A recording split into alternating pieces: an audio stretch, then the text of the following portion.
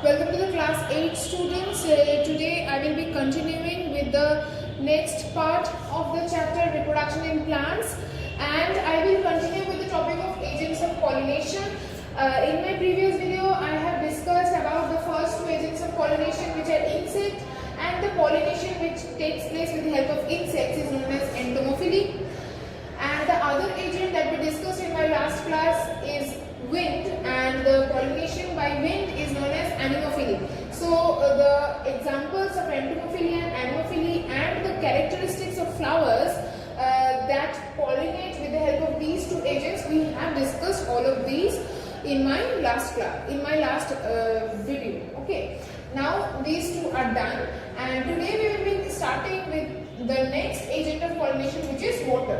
Okay, now the pollination of water is pollination with the help of water is known as hydrophily. It is known as hydrophily. Again, the word hydro means water. So pollination with the help of water is known as hydrophily. It occurs in aquatic plants such as Hydrilla and Vallisneria.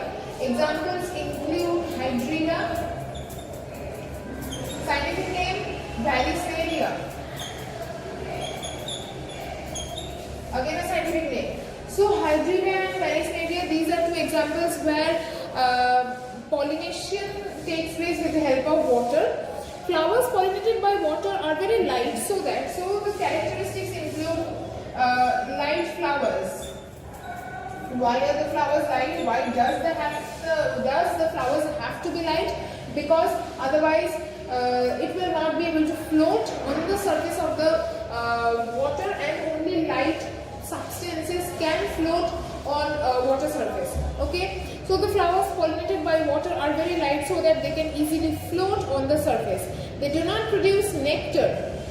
These flowers do not produce nectar, okay, because they don't need to produce nectar, because nectar is basically nectar attracts the insects. Okay, so these agents, the agent is not insects, so they do not produce nectar. Pollen grains are produced in large quantities. Male and female flowers are usually produced on separate plants. So large amount of pollen. Large amount of pollen grains are produced. Large amount of pollen. Okay.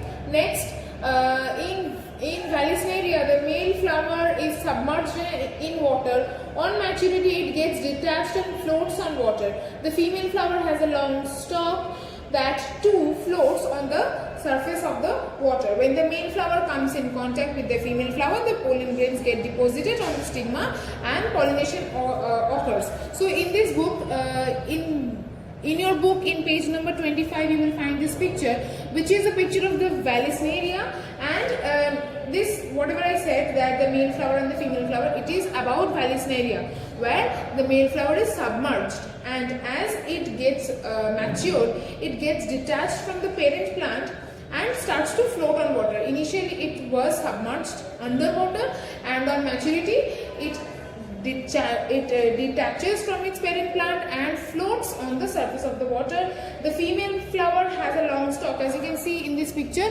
the female flower has a very long stalk. You can see the yellow colored flower.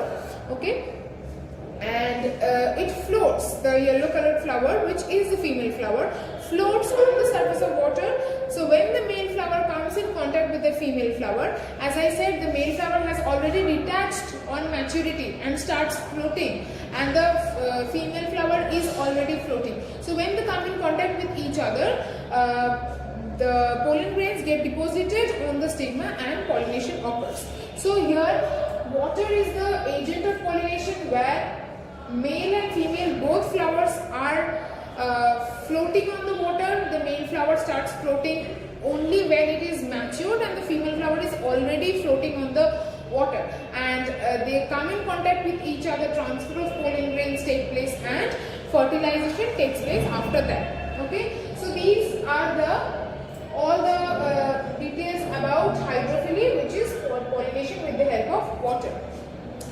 Now I will discuss about the last one. This one is also done. I will discuss about the agent of pollination, the last one where it takes place with the help of animals. Okay, so I will rub this one.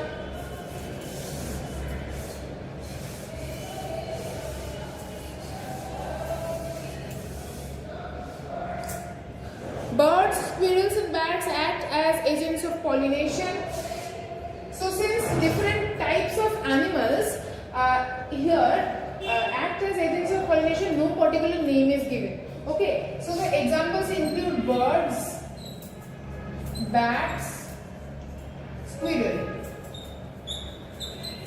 Birds, bats and squirrel, they act as the agents of pollination when they suck the nectar from the flowers.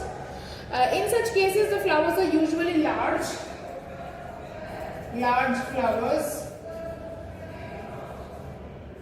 brightly colored and sweet scented, brightly colored.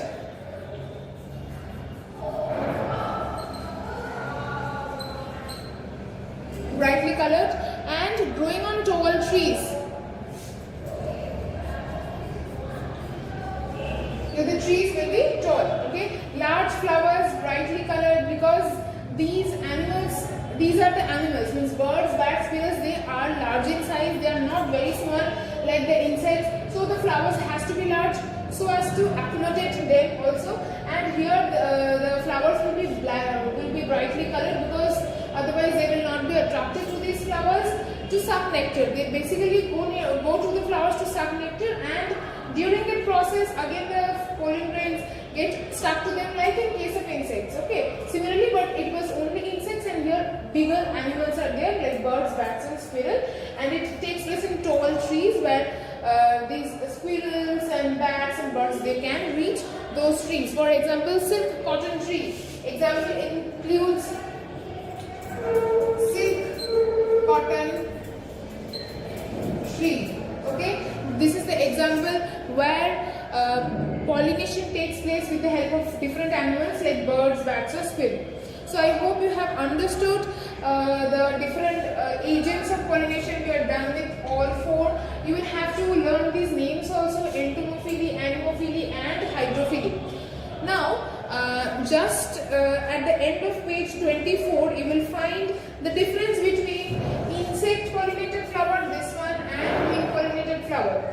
That means the difference between entomophily and anemophily. Here it is written insect pollinated flower and wind pollinated flower. In your exam it can come as write the difference between entomophily or anemophily, or hydrophily can also come. These in your book only this two is given, but if you get hydrophily, then accordingly you will write the points, because you already know the characteristics of different flowers which perform pollination with the help of water. Now we will discuss about the difference between entomophily and anemophily. Okay, the first point is petals under insects. The petals are large and brightly colored, obviously, otherwise the insects will not be attracted. Wind pollinated flower, the petals are small and white, which I already said that here no need for the flowers to attract the insects and the birds. So the petals are not brightly colored, they are small and white. They are sweetly scented to attract the insects. They do not produce any scent. Okay. Next point, they produce nectar. Insects means these flowers, they produce nectar, which is to attract the insects. They do not produce any nectar. Fourth point, anthers are attached to short filament. Your anthers are attached to the short filament because the insects are very small. They themselves are very small, so they can take the pollen grains from the anthers. Anthers are attached to the long filament. Since wind is doing the transfer of the pollen grains, the anther has to be quite big in size, so that it can not move easily. Okay, this helps to expose them to the outside. If the anther or the filament is very long, okay, they will be exposed better in wind, and wind can carry the pollen grains which are here to the other flowers. Next point, under entomophily or insects. Pollen grains are produced in small quantity because the pollen grains get stuck to the body of the insects and will ultimately directly reach the other flower. But in case of anemophily, pollen grains are produced in large quantities. I have already said this, because there is a high chance of wastage of a large number of pollen grains. So during the transfer by wind, most of the pollen grains are wasted, and if large number of pollen grains are not produced at the start, then there is very high chance that none of the pollen grains will reach the other flower. So if large amount of pollen grains are produced, then there is a chance that at least some will reach the other flower. Last point, stigma is sticky, flat or knob-like. Here the stigma is sticky. The stigma where the insects will go next and put the pollen grains, they are very sticky. Stigma itself is sticky, so that the pollen grain will not get stuck to it. It will fall somewhere else. So the stigma is very sticky and flat-like. Okay. And in case of this one, anemophily, the stigma is large and feathery. Large and feathery, I have already said, so that it can better receive the pollen grains which is being carried by the wind. Okay. So I have discussed all the agents of pollination and the difference between entomophily and anemophily. Even if you get the difference between any of these and hydrophily, you can write the same thing, that in this case the flowers are very light.